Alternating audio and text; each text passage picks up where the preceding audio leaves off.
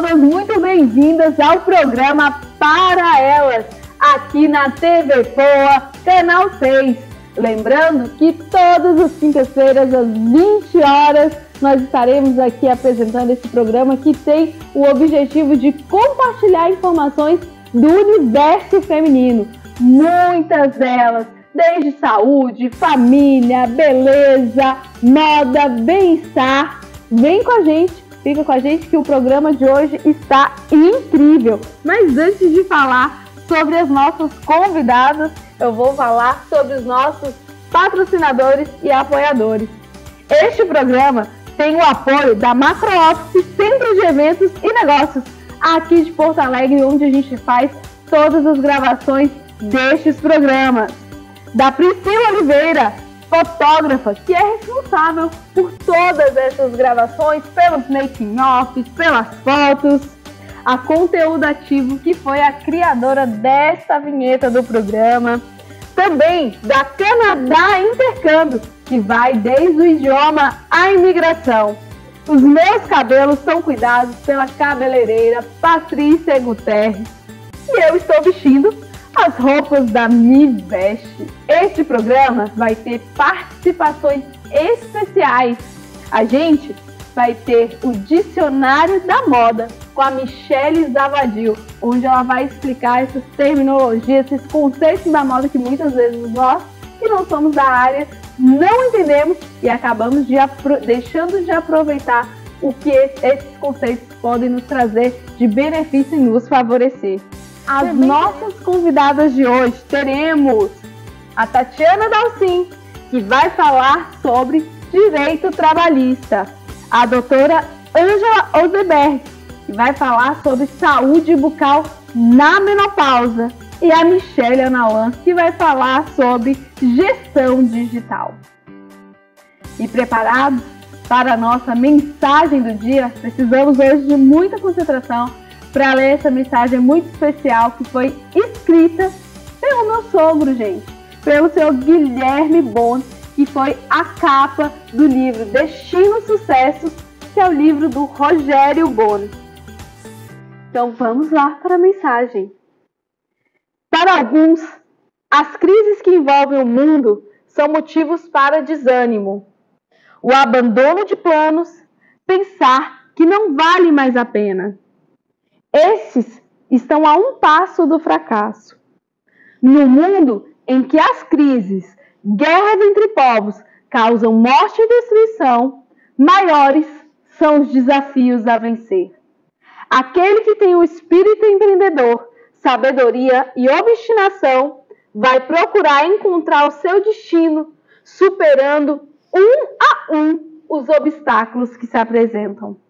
As grandes vitórias são conquistadas nas pequenas batalhas do dia a dia, e estas nos levam a procurar e encontrar o destino de sucesso reservado aos corajosos e aos preparados. Gostou? Eu também gostei, adorei. E você quer ter a sua mensagem, a sua poesia, o seu texto lido aqui no nosso programa? Entre em contato conosco lá no Instagram, Para Elas na TV, e deixe a sua mensagem. Nos acompanhe e vamos lá para este programa que está incrível. Estamos iniciando agora Para Elas na TV.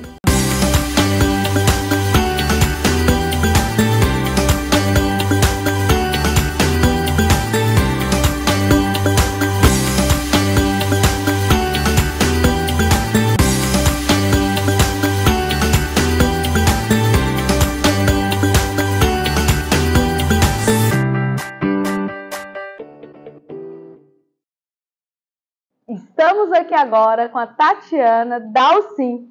Ela é advogada com especialização em Direito Notorial e Registral, Civil e Processo Civil, Trabalho e Processo do Trabalho, e atua na área há 11 anos. E também é coautora do livro Da Mulher Empreendedora, que o lançamento está previsto para este ano, mas lá em novembro. Tatiana, seja muito bem-vinda ao programa Para Elas. Muito obrigada, Ana. Muito obrigada pelo convite. Por nada. Tatiana, conta um pouco da tua jornada, da tua história, para que as pessoas possam te conhecer também. Bom, eu sou natural de Santa Cruz do Sul, né? Morei em Progresso desde meus 3 anos de idade, onde fui criada, enfim. Sou a primeira de 4 filhas, né? Dos meus pais. E cursei Direito, Faculdade de Direito na Univates, lá no Vale do Taquari, vindo depois a fazer essas especializações, né? Sou casada, tenho 2 filhos hoje e estou morando em Porto Alegre há 11 anos, né? Fui ainda em Progresso, tabelião e registradora substituta por 8 anos, né? Cartório lá. E depois, em Porto Alegre, atuei diretamente mais como advogada mesmo, na área preponderantemente trabalhista, né? Olha só que interessante. Trabalhista.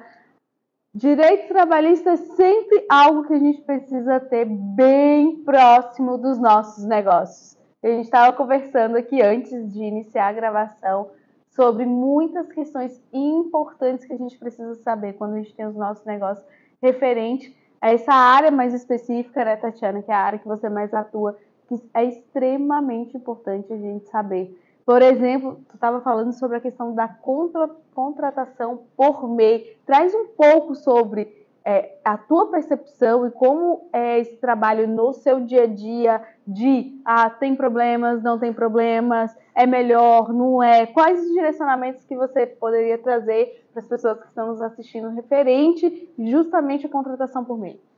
Certo. Ana, essa é uma questão muito recorrente, né, nos questionamentos diários, né? Eu atendo tanto a parte reclamante quanto reclamada, que é a empresa, né? E essa questão, ela sempre vem tanto do trabalhador quanto do empregador, né? O que acontece? Muitas vezes uma empresa quer contratar através do MEI, né? Só que não está preparado, não sabe exatamente como funciona, enfim. Então, como prestador de serviço, né? E na prática, muitas vezes, não é o que acontece. Às vezes, contrata como prestador de serviço, mas as exigências acontecem, né? Como aconteceriam para um empregado vinculado à CLT, né?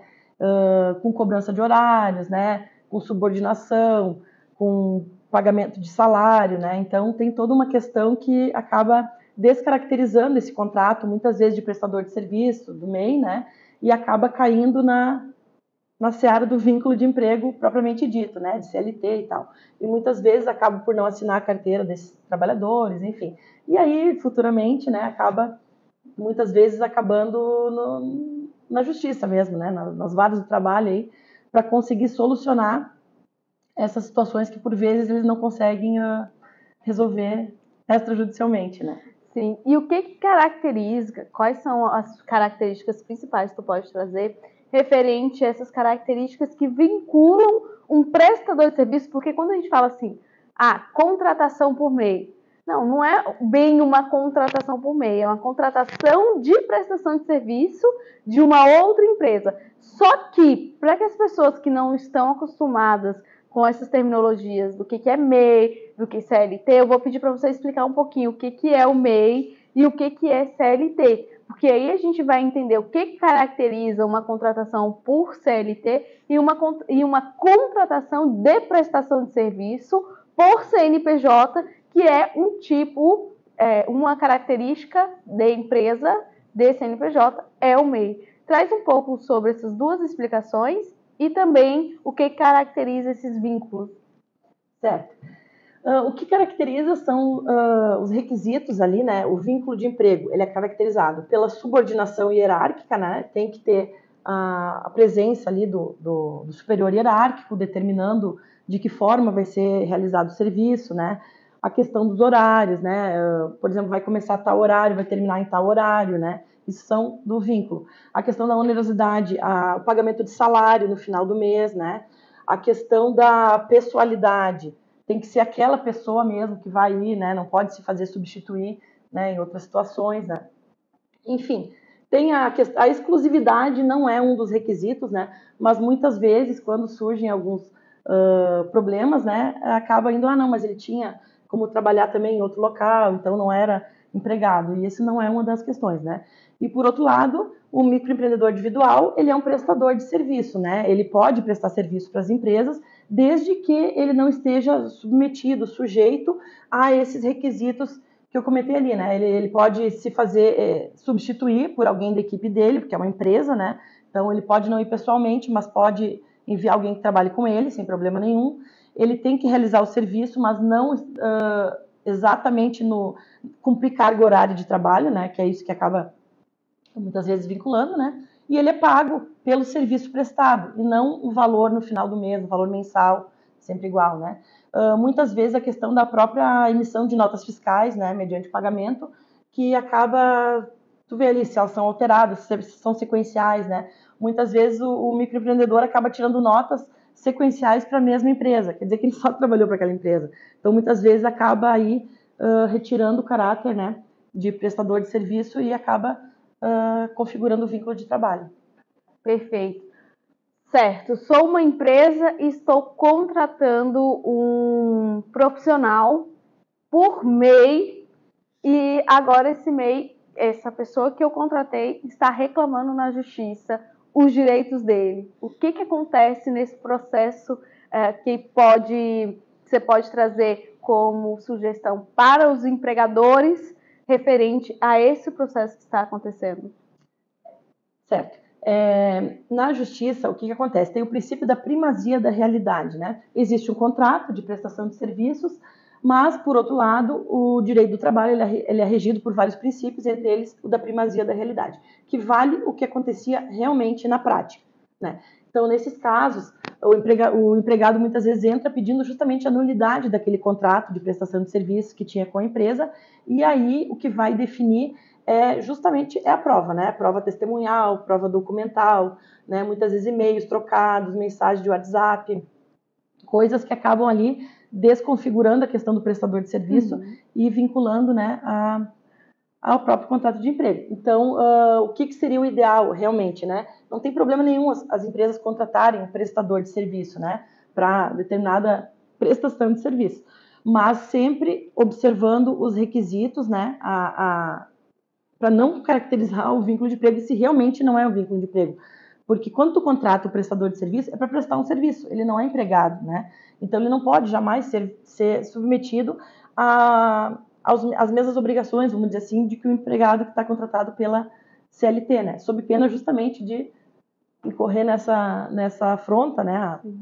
A legislação trabalhista e acabar, por vezes, tendo que resolver o problema na justiça. Né?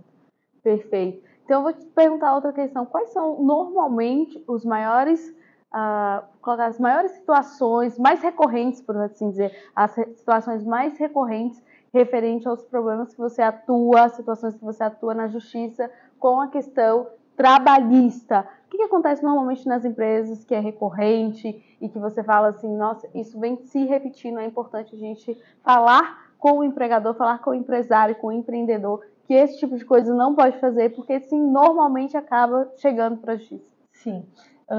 É uma coisa que a gente sempre comenta, né? A importância do preventivo, né? Antes de deixar chegar, né, na judicialização, né? É de tu ter na tua equipe pessoas qualificadas de RH também, né? E principalmente as pessoas que tu escolhe para serem os superiores hierárquicos, né? Porque muitas vezes essa pessoa não tem o perfil de liderar, não tem o perfil de conversar com os colaboradores, enfim, e esse é um dos principais motivos que o pessoal acaba procurando depois. Claro, tem questões recorrentes, horas extras, intervalo, intrajornada, acúmulo de função, várias coisas, mas o que a gente vê principalmente uma mágoa no trabalhador quando ele chega é a questão do assédio moral, que muitas vezes é cometido no trabalho e muitas vezes em razão de prepostos, né, superiores hierárquicos mal preparados, né, ou que não... Enfim, que não tem aquela base que deveria para ter aí o contato e o discernimento para conversar com os trabalhadores.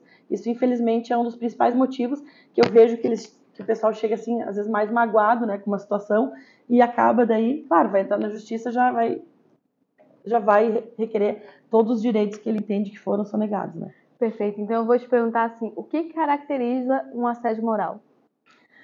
O assédio moral hoje, a gente, basicamente, né, claro, tem ramificações ali, tem ramificação até para o assédio sexual e tal, mas o assédio moral, basicamente, vem de gritos, humilhações, exposição ao ridículo, né, tratar, enfim, com desrespeito, né, muitas vezes cobrança excessiva de metas, ranqueamento de funcionários, né, na frente de todo mundo, em grupos de WhatsApp, né, muitas vezes a gente acaba comprovando esse assédio moral em conversas de WhatsApp, e-mail, enfim. Então, essas são as questões primordiais, assim, né? E o assédio moral, ele pode ser tanto de superior hierárquico quanto de colegas, né? De mesmo nível hierárquico. Então, Quando acontece através de colegas e os superiores não tomam uma atitude, a gente é entendido no direito como ausência de um ato inibidor daquela conduta, e aí responsabiliza de qualquer forma a empresa pelo ato desse superior ou dos colegas. Olha aí que interessante.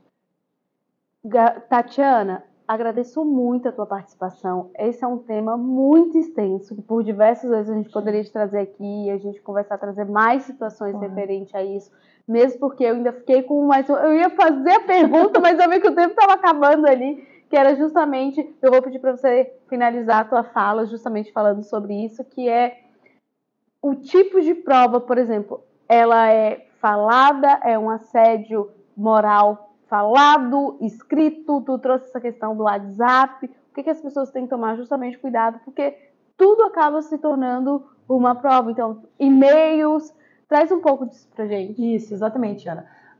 As provas podem ser documentais, né, print de WhatsApp, com e-mails trocados, né, conversas ali.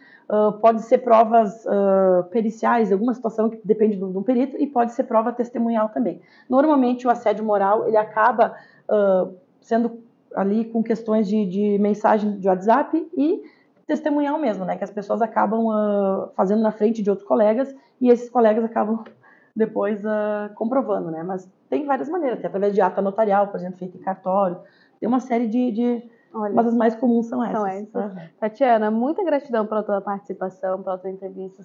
É muito relevante para nós que somos empresários, empreendedores, sabemos de todas as informações, como você falou, para que a gente possa prevenir qualquer tipo de situação que leve ao litígio. Mas nosso tempo está acabando, vou pedir para você deixar uma mensagem final para as pessoas que estão nos assistindo e nos ouvindo. É isso, Ana, muito obrigada, agradeço o convite para participar. E é isso aí, pessoal. Acho que aí no nosso assunto, as questões relativas a trabalho, se forem regidas com respeito e empatia, muito provavelmente vão conseguir ser resolvidas no próprio extrajudicial, né? E é isso aí. Perfeito. Antes que a gente esquece, como que faz para entrar em contato com a Tatiana? Sim. Eu vou deixar... meu escritório é na rua Santos Dumont, 1500, sala 706, no 4º distrito. A minha arroba do escritório é Calderaro Dalcin Advocacia, e pessoal, Tati Calderaro Dalcin. Muito obrigada. Muita gratidão. E você que esteve conosco até agora, ainda temos sim muito mais para elas, para você.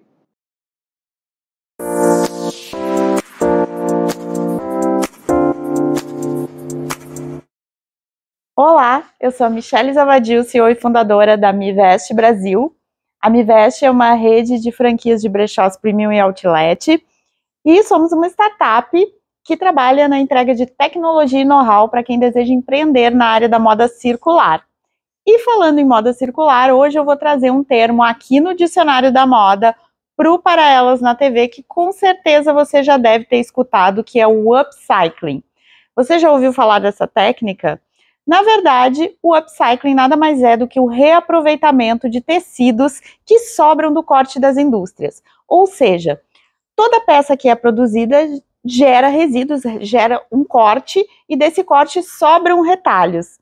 E essas sobras de retalho geram muita poluição. Lembrando que a indústria da moda é a segunda indústria mais poluente do mundo, só perde para a petrolífera. Pensando nisso, estilistas e marcas há muito tempo já vêm desenhando modelos para que possa ser reaproveitado esse tecido e produzido novos produtos com isso. O upcycling é exatamente isso, uma técnica que faz com que uma nova peça surja a partir de retalhos que sobram de cortes de produção. E é muito legal, porque essas peças acabam se tornando peças exclusivas, únicas, pois são geradas a partir da harmonização desses retalhos.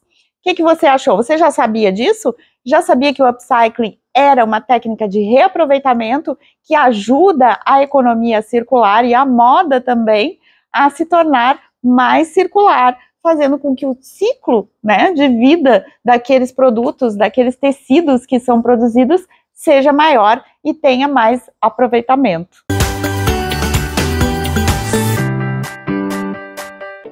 Quem vive Porto Alegre, cuida de Porto Alegre e do transporte da sua gente. É por isso que a Prefeitura, em parceria com a iniciativa privada, já instalou 380 novos e modernos abrigos de ônibus, com iluminação, muitos deles com Wi-Fi e tomadas para carregar eletrônicos. Até o final do ano, serão 450 novos abrigos. Cuidar do transporte da nossa gente é seguir revitalizando 9 terminais, como os da Princesa Isabel, Antônio de Carvalho, Jaime Caetano Brown, Nilo Wolf e Parobé, que recebem 250 mil pessoas por dia. É colocar na rua 170 novos ônibus e mais 30 até o final do ano, só para oferecer mais conforto e qualidade para a população. É garantir que você pague o mesmo valor de passagem há 2 anos. Cuidar do transporte da nossa gente é um grande desafio. É para isso que a Prefeitura trabalha todos os dias. A gente vive, a gente cuida. Prefeitura de Porto Alegre.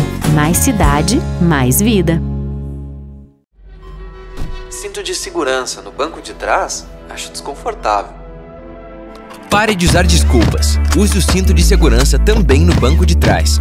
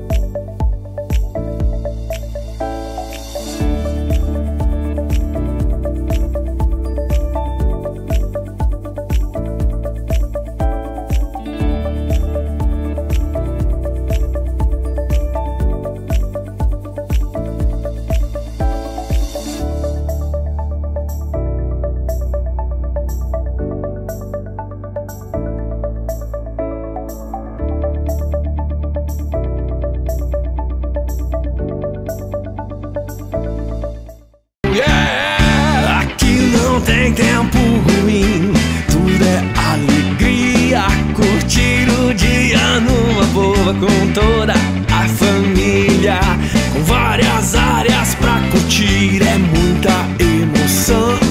Vem refrescar o lado, criança cantando esse refrão.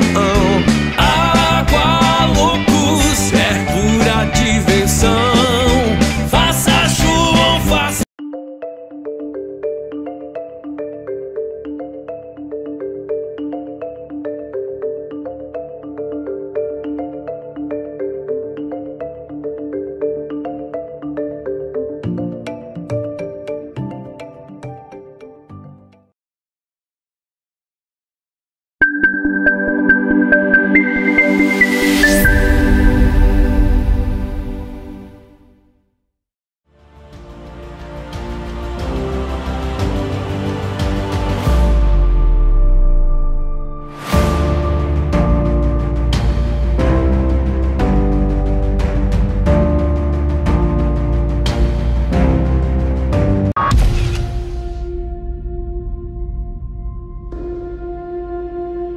Nessas horas, a gente gostaria de poder ajudar a mudar realidades pelo mundo. E a gente pode ajudar, com um gesto simples. Muito simples. Quanto mais gente doar, mais pessoas podemos ajudar. Nos lugares mais remotos, nas crises mais agudas, juntos nós podemos ajudar a salvar vidas. Doar para Médicos Sem Fronteiras é levar cuidados a quem mais precisa. Juntos, podemos fazer a diferença. A nossa doação não tem fronteiras. Junte-se a nós. Faça sua doação para Médicos Sem Fronteiras. doe.msf.org.br.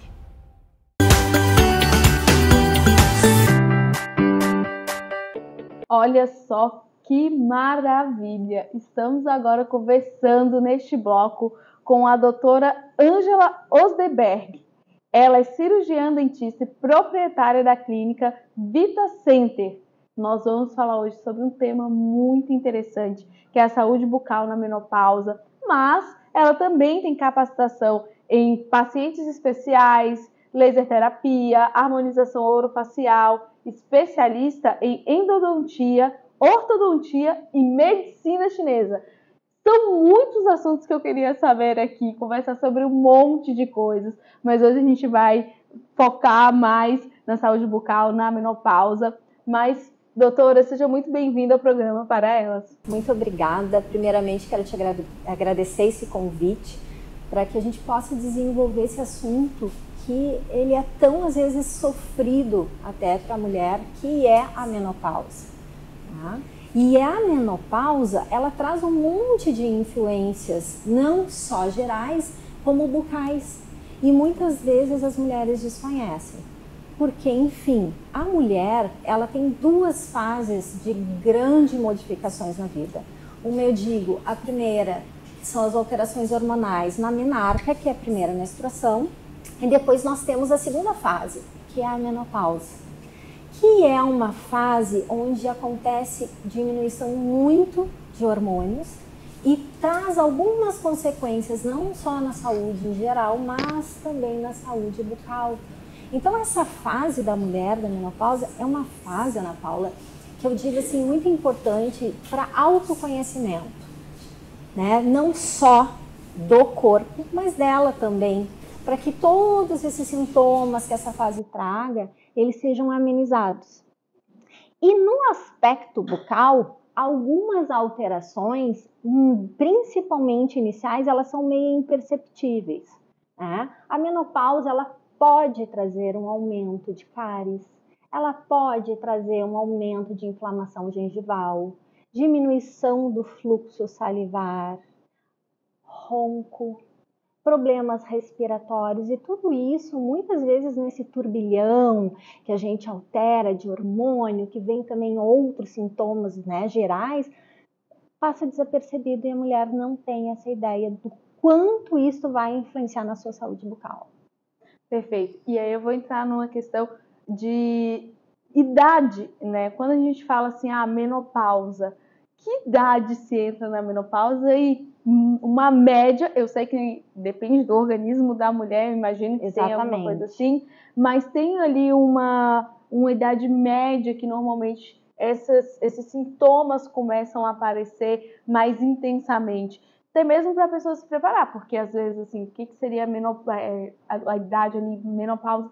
Porque aí eu posso ter esse tipo de sintoma com a idade que eu tenho hoje e pensar assim, será que eu estou entrando na menopausa? E não é assim, talvez a gente tenha alguns desses sintomas, mas não necessariamente a gente está entrando na menopausa.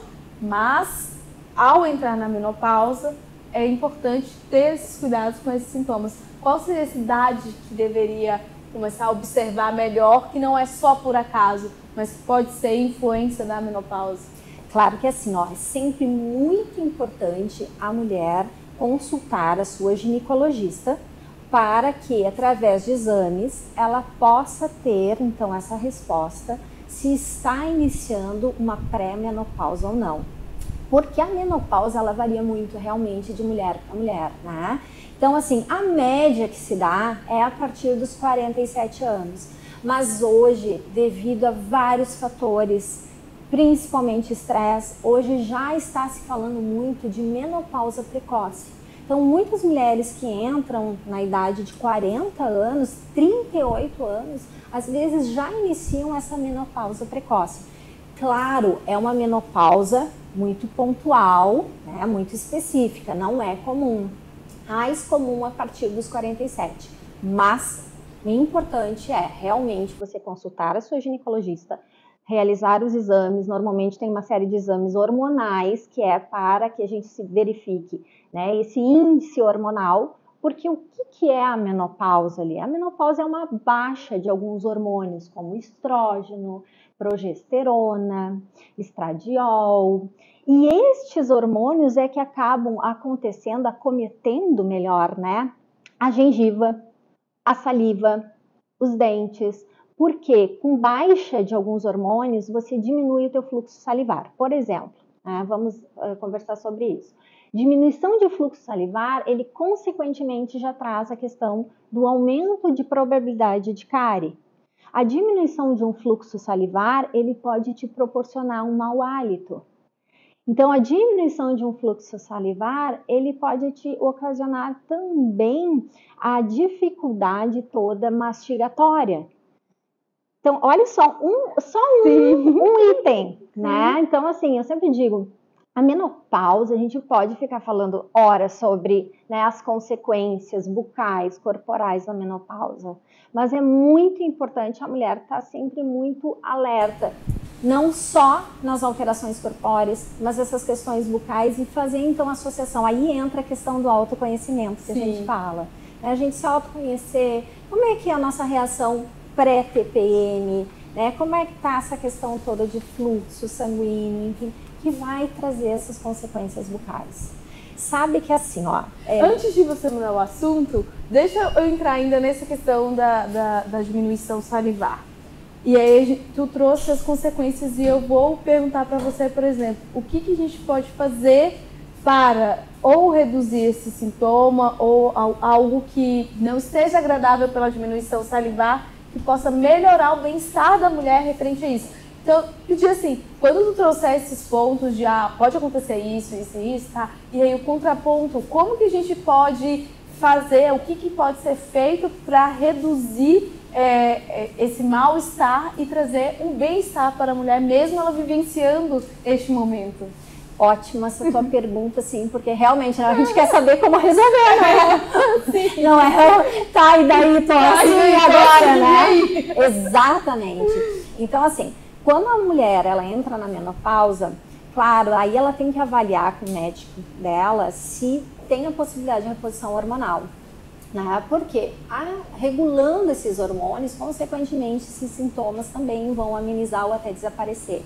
Mas também tem algumas mulheres que não podem ou não querem fazer a reposição hormonal ou ainda não é o período. Por exemplo, a pré-menopausa, ela não te permite ainda a reposição hormonal.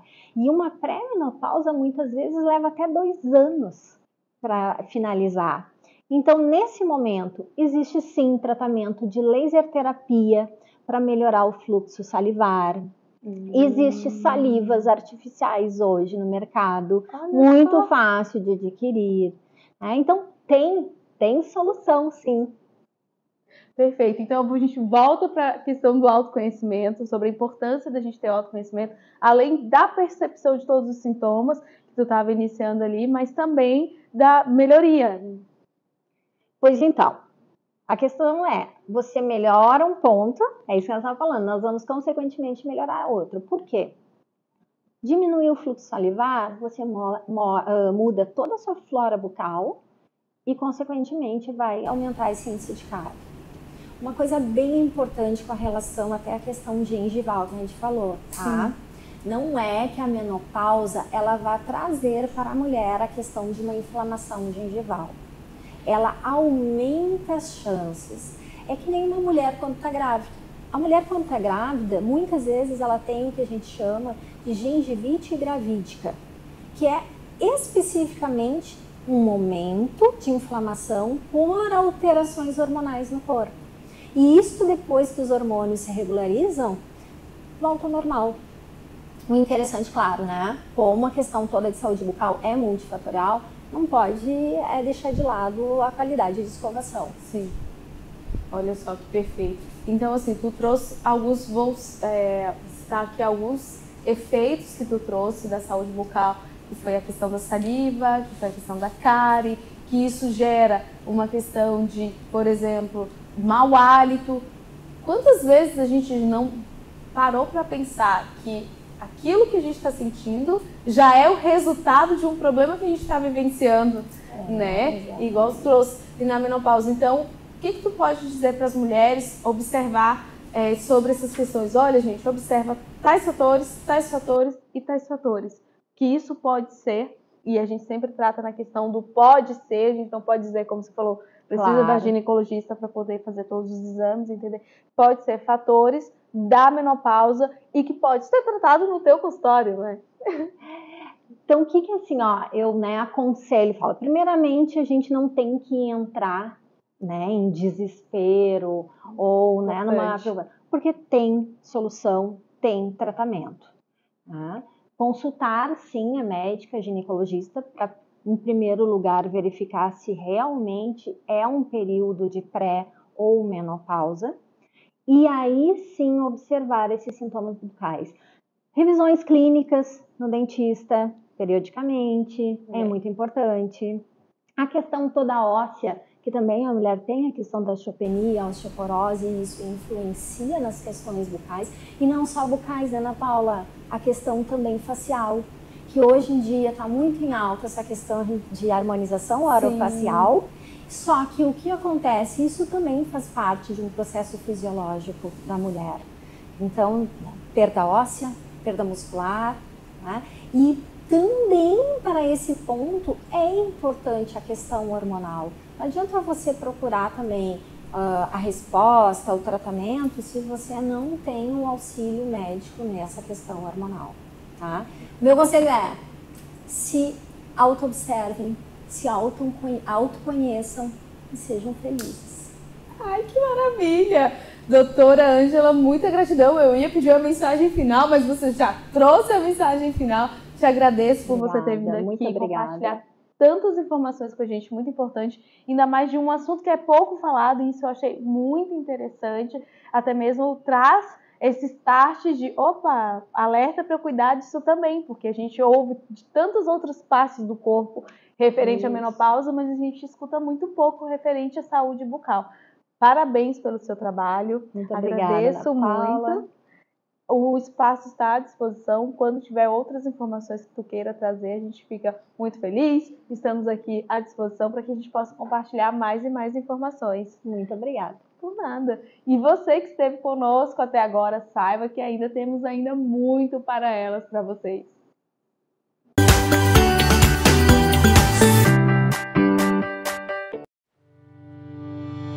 O governo do Rio Grande do Sul implementou reformas que trouxeram o equilíbrio fiscal, investimentos e desenvolvimento, potencializando o perfil inovador do Rio Grande do Sul, com parques, polos tecnológicos e agritechs, em uma posição estratégica para o Mercosul, contando com o terceiro aeroporto mais movimentado do país, 754 quilômetros de hidrovias navegáveis e com o segundo mais importante porto brasileiro. É líder no agro, possui o quarto maior parque industrial do país e uma das matrizes energéticas mais limpas do mundo, com aposta no hidrogênio verde, além de contar com uma carteira de 16 projetos para parceria com a iniciativa privada. Por tudo isso e muito mais, o Rio Grande do Sul é o lugar perfeito para quem quer investir e crescer. Governo do Estado do Rio Grande do Sul. O futuro nos une.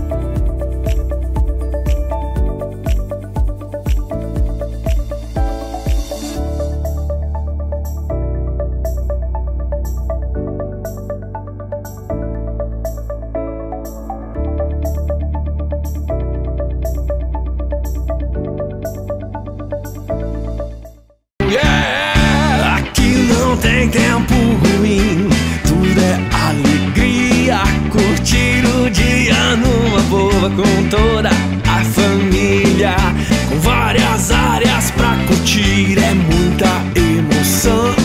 Vem refrescar ao lado, criança cantando esse refrão. Água loucos, é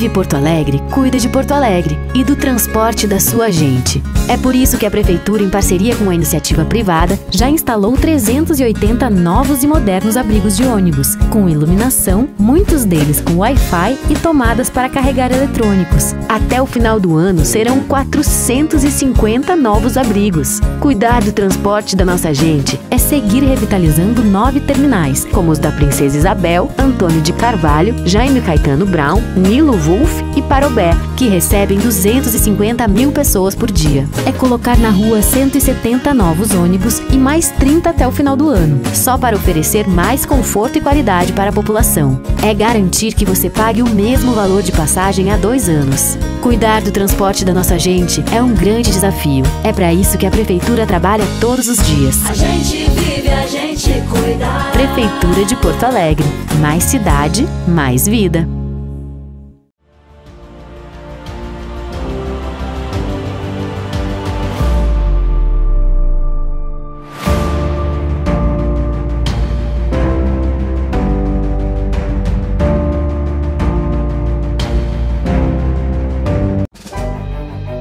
Você não percebe, mas já é um doador. Quantas vezes você já doou o ombro para um amigo? Doou o seu tempo para escutar alguém? Quando você ama, no fundo, você está doando o seu coração. Empatia, solidariedade, amor, humanidade. Tá tudo dentro de você. Seja você também um doador de órgãos. Avisa sua família. Quando você doa, o amor vive.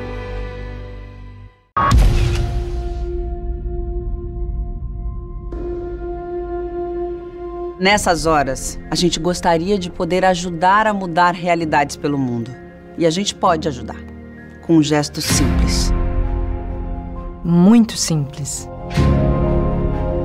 Quanto mais gente doar, mais pessoas podemos ajudar. Nos lugares mais remotos, nas crises mais agudas, juntos nós podemos ajudar a salvar vidas. Doar para Médicos Sem Fronteiras é levar cuidados a quem mais precisa. Juntos podemos fazer a diferença. A nossa doação não tem fronteiras.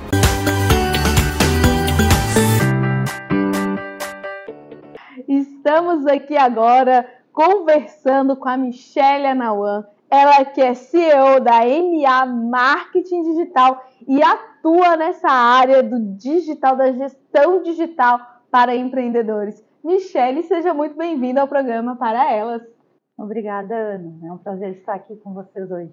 Prazer é todo meu conhecer a Michelle nessas atividades empreendedoras para mulheres. Nos conectamos, ela desenvolve muitas atividades nessa área digital, tem um trabalho muito interessante na gestão digital, que é algo muito importante, porque muitas vezes a gente vê trabalhos sendo desenvolvidos de forma digital sem uma gestão. Que é que comumente a gente vê muita gente fazendo cards de todos os jeitos, de todas as formas, sem uma estratégia, e você atua diretamente na área da gestão digital, de uma forma muito específica e com estratégia. Mas antes da gente entrar nesse aspecto mais específico, conta pra gente um pouco sobre a sua jornada empreendedora. A minha jornada empreendedora é bem jovem, podemos dizer assim. Eu estou aí há 2 anos empreendendo sozinha, né, digamos assim, somente eu. Eu venho da área do marketing, né, do marketing digital, onde eu trabalhava para uma empresa, que foi a empresa que me ensinou tudo sobre marketing digital. Na verdade, eu venho da área de TI, e vou vindo de uma área para outra. E entrei no marketing digital muito assim, às vezes eu digo que por acidente, mas eu creio que não é acidente, né, que tudo tem um propósito. E eu entrei no marketing digital, trabalhei nessa empresa com muitos clientes na questão do e-commerce. E a partir dali, quando a empresa realmente fechou a parte de consultoria deles, eu saí da empresa e comecei a trabalhar sozinha, porque os próprios clientes, alguns vieram junto comigo já, então eu meio que fui forçada a trabalhar, a continuar aquele trabalho.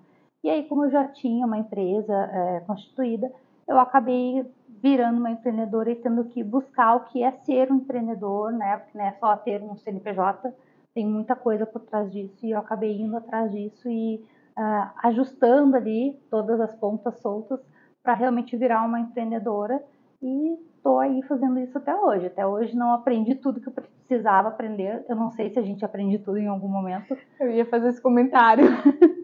Mas eu estou aí buscando fazer esse trabalho da melhor maneira possível e estar sempre junto com outros empreendedores, da onde eu posso ajudá-los, eles também podem me ajudar bastante.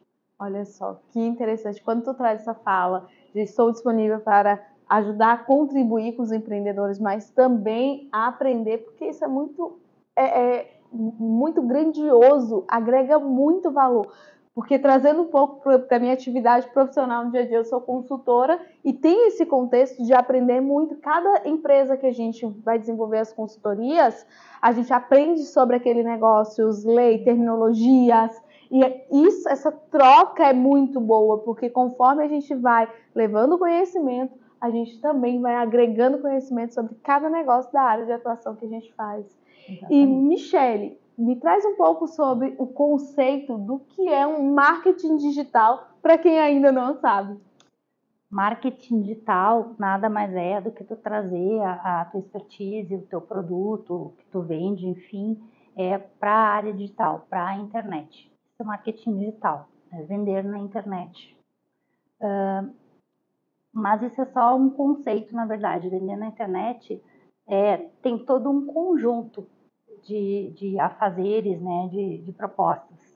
E eu trago a gestão digital exatamente em cima desse conjunto. Eu entendi, ao longo dos anos, desses 6 anos que eu trabalho com marketing digital, que não adianta só, quando falo em marketing digital, as pessoas pensam no Instagram, né? O Instagram é um canal digital. Então, assim, tem vários outros nos quais a gente pode estar trabalhando.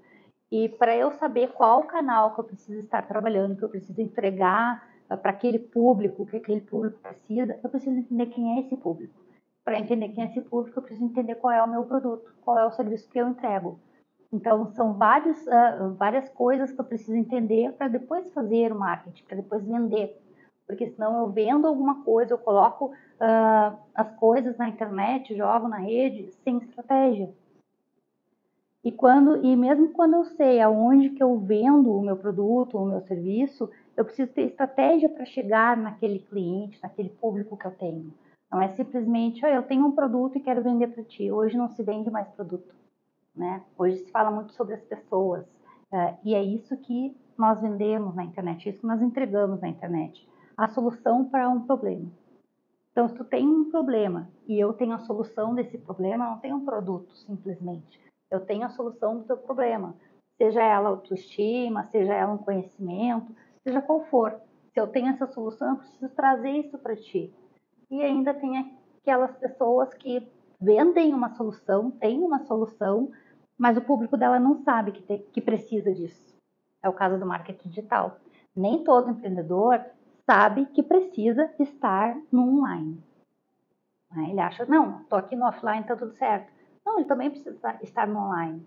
E o trabalho estratégico que a gente faz é trazer para essa pessoa o quanto que ela precisa daquele produto ou daquele serviço para que ela comece a entender como trabalhar isso na internet estrategicamente, conversando com o público em todas as fases que esse público vai estar para chegar na compra do serviço. Então, tu entende que é um relacionamento, né? As redes sociais, elas são realmente redes de relacionamento e vão muito mais além, não é relacionamento entre pessoas que se conhecem, é relacionamento entre pessoas que precisam umas das outras. E a gente trabalha estrategicamente em cima desse patamar. A gente olha para o negócio do cliente numa visão de 360, entende qual é o produto, qual é o público-alvo, aonde ele deve estar e a partir daí a gente conversa junto com o cliente qual é a estratégia que a gente vai trabalhar para que esse cliente possa chegar, então, no público dele e fechar uma conexão, fechar uma venda. Olha só, que interessante. Eu já ia justamente perguntar. Não tenho esse marketing digital, eu não tenho essa gestão digital da minha empresa, do meu produto, ou do meu serviço, ou do meu negócio, por onde começar? E aí tu trouxe alguns exemplos. Tu poderia trazer pra gente o caminho, que não sei de nada, não tenho informação nenhuma, por onde eu começo? Você poderia trazer algumas sugestões para quem está nos assistindo e nos ouvindo? por onde eu começo é bem complexo, assim, porque às vezes a maioria quer começar pela rede mais visada, né? E nem sempre é a rede mais visada. Eu sempre trago um exemplo, por exemplo, um exemplo assim de quem faz costura criativa. Costura criativa está muito em moda, né? Bolsinhas, porta-óculos, é bem legal.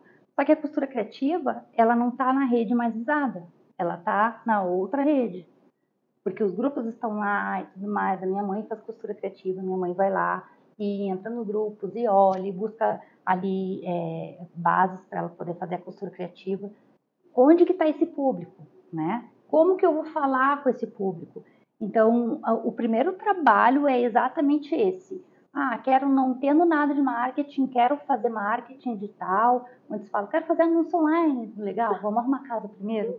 Não tem como. Boa! Gente, para aí tudo pra gente colocar assim um destaque, um holofote nisso que ela falou. Vamos arrumar a casa primeiro. Não adianta sair divulgando a torta e a direito. E aí, chegou a informação até a Ana. Beleza, vi que tem ali, tá vendendo um produto, me interessei por aquele produto, porque chegou a divulgação, entro na rede social dessa pessoa. E não tem informação nenhuma, não tá organizado, não tem o link de compra. E aí? Ana, eu entro em parafuso, assim, porque nunca mais, há 6 anos que eu não entro numa rede social ou num site sem aquele olhar crítico. Sim. Eu tento mesmo separar a Michele da empreendedora, da profissional, mas é impossível. Às vezes eu entro na rede social e poxa, como que eu entro em contato contigo, amigo? Como que eu compro o teu produto? Como que, às vezes, né, para qualquer coisa porque tudo que tu faz, eu digo, se tu vai comprar, se tu vai na hamburgueria da esquina que abriu, né, o que tu vai fazer primeiro? Tu vai na rede social, para ver como que é o ambiente, né, como que são os lanches, até para olhar o cardápio de lanche, que na maioria das vezes nunca tem, para ver o que as pessoas estão falando, se é legal, o horário de atendimento, simples assim. Entrei na rede social para ver se está aberto, hoje que é feriado, digamos assim. Sim. Cadê essa informação? Né? Mas o dono da hamburgueria disse que ele não precisa de marketing digital, ele precisa. Só para trazer essas informações para as pessoas que estão visitando essa hamburgueria poderem ter essa informação ali na rede social. Né? Então, assim, é muito complexo e são coisas mínimas, pequenas, da organização da casa, que na grande maioria das vezes ou o empreendedor não faz porque ele não sabe, ou ele não faz porque não tem tempo, né? É um empreendedor sozinho e tal, não tem tempo, não sabe fazer. A maioria deles chega assim, olha, eu não tenho tempo nem de fazer foto. Faz uma foto do hambúrguer bonito que saiu agora, eu não tenho tempo de fazer a foto. E então a gente precisa estar trazendo esse serviço também. Então, peraí, vamos parar um dia, vamos fazer fotos, vamos fazer vídeos, vamos mostrar quem tu é, né? Vamos humanizar a tua rede, vamos organizar a tua rede. A simples organização das coisas nos seus devidos lugares já fazem com que aquela rede social ganhe do concorrente. Sim, eu sou uma adepta e usuária frequente das redes sociais para buscar informação sobre uma empresa, sobre produto, sobre serviço. Chegou para mim a divulgação, eu já vou entrar, já vou querer saber. Então, tudo isso que você traz faz muito sentido. Principalmente, eu falo por mim, mas eu sou uma fatia, né, da sociedade, eu faço parte da fatia da sociedade que faz isso e que é muito relevante ter as informações organizadas para que a gente possa conhecer mais sobre o contexto geral, não somente sobre aquele produto que foi divulgado ali especificamente. Mas, Michele, são muitas informações necessárias e importantes. Agradeço muito a tua presença aqui, mas o nosso tempo já está ali acabando. Eu vou pedir para você deixar uma mensagem final para as pessoas que estão nos assistindo e nos ouvindo. Eu penso assim, que fazer o básico e o mínimo bem feito é uma questão de carinho com tu profissional e com os profissionais que tu estás cuidando, que tu estás assistindo.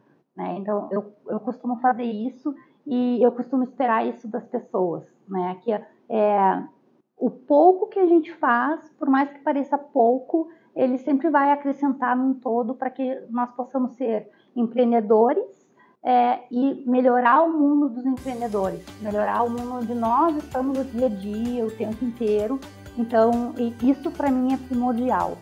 A cada dia fazer meu 1% para que no final nós chegamos a 100%. Muita gratidão. Eu que agradeço, Ana. Agradeço de coração. Gostaram do programa? Pois é, você pode dar a sua opinião lá no Instagram do Para Elas na TV. Ela manda uma mensagem pra gente, sugere temas, profissionais para estar aqui, pessoas que possam falar sobre assuntos interessantes para vocês.